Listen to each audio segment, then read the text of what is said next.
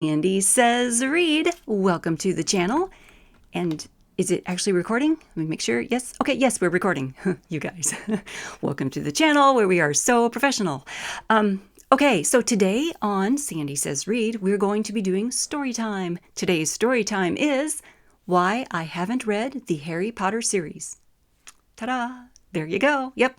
There is no weird, funky political reason behind this.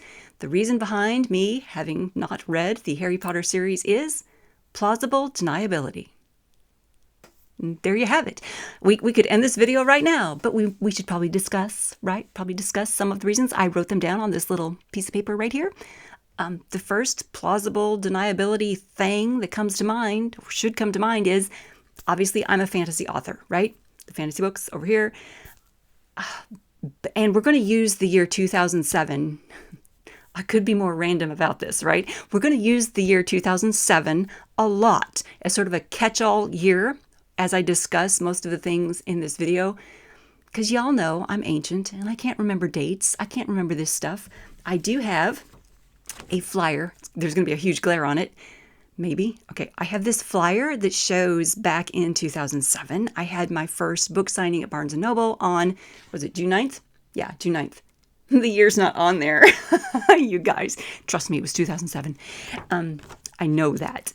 So in 2007, I had my first book signing. That's when the first edition of Choices Meant for Gods was first released in hardcover from Archibooks Publishing. So I know that date. That is like in my brain. So that's the date we're going to go with, 2007. I know that the Harry Potter books were being released prior to 2007, but we're going to go with 2007 as our year of, our anchor year for this, okay? Squish. All right. Okay, so in 2007, I didn't want anyone out there in the world to be comparing the school in my book to the school Hogwarts, to the school in the Harry Potter series. Now, I had not read the series. I wasn't going to because plausible deniability, but I knew enough from things people were telling me, things that were happening in society, right? I mean, Harry Potter is an iconic character. Come on, right? Everyone, you'd have to be living under a rock not to have heard of Harry Potter or of Hogwarts or of sorting into the houses, right?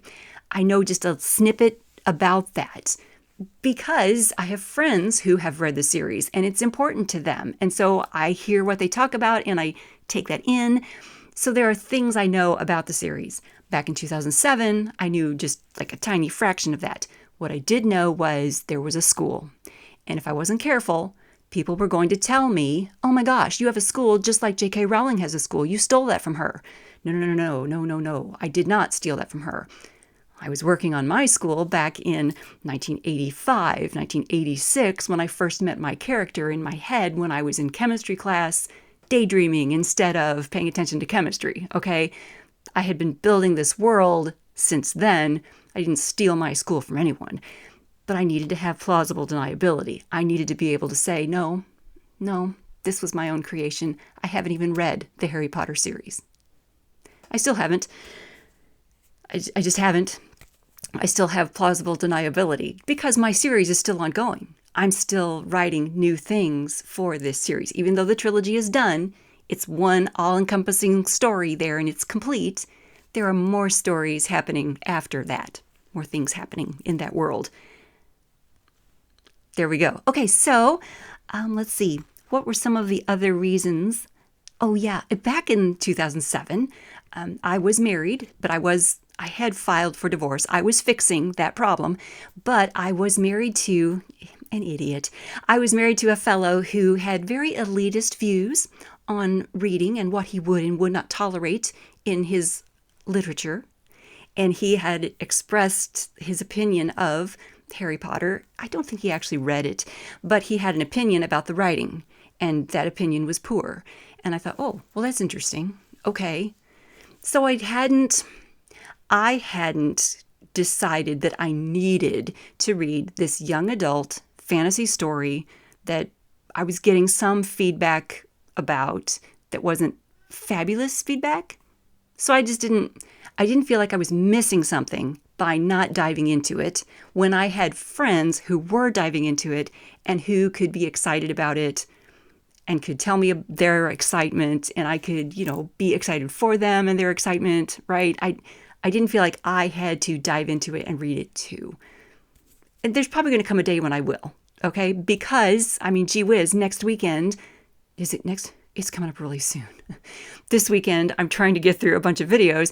Next weekend, I'm going to Conjuration, which was formed on the whole concept of being a Harry Potter fan, right?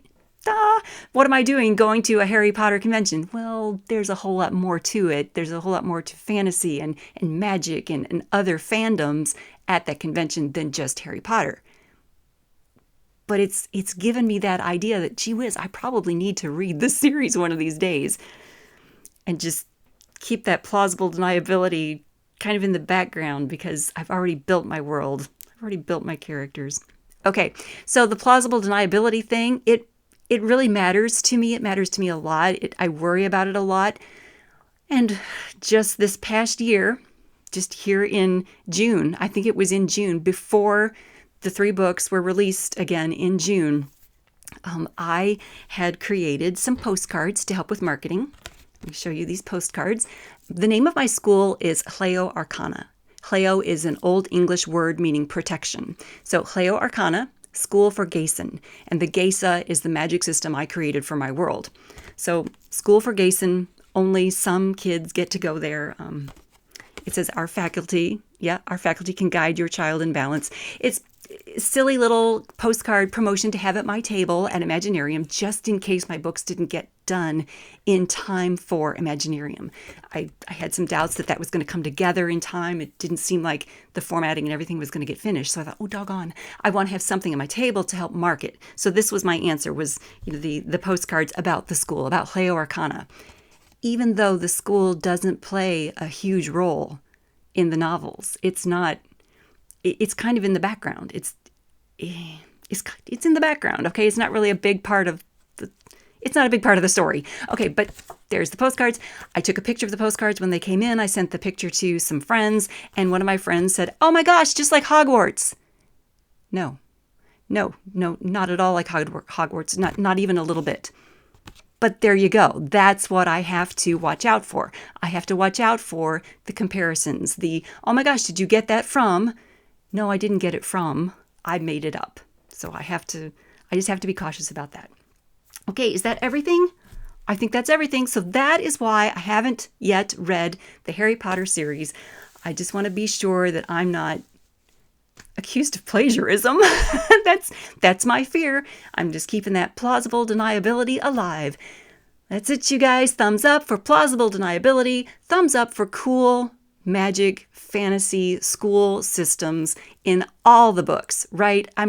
J.K. Rowling and Sandy Lender aren't the only 2 authors who have cool schools in their fantasy books, right? It's a lot of authors have done this, right?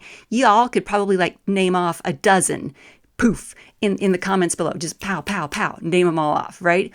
Go for it. Do it. Give us examples. We all need to be reading them because it's fun. It's fantasy, and we dig it here. That's it. Thumbs up for cool fantasy. And you guys, you should be subscribed to the channel, and you should click the bell notification icon because that's the only way you're going to know when I do these random crazy things.